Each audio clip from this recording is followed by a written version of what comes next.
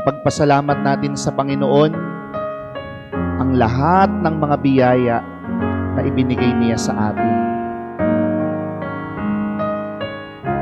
Salamat sa Diyos, buhay pa tayo.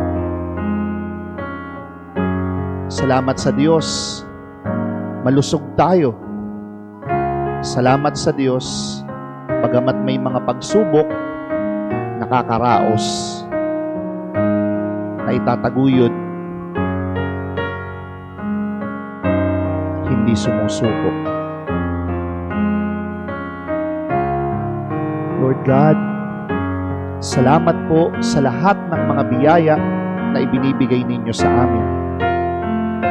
Tulungan po ninyo kami palagi, gabayan po ninyo kami palagi, ingatan po ninyo kami palagi. Lalo na po yung mga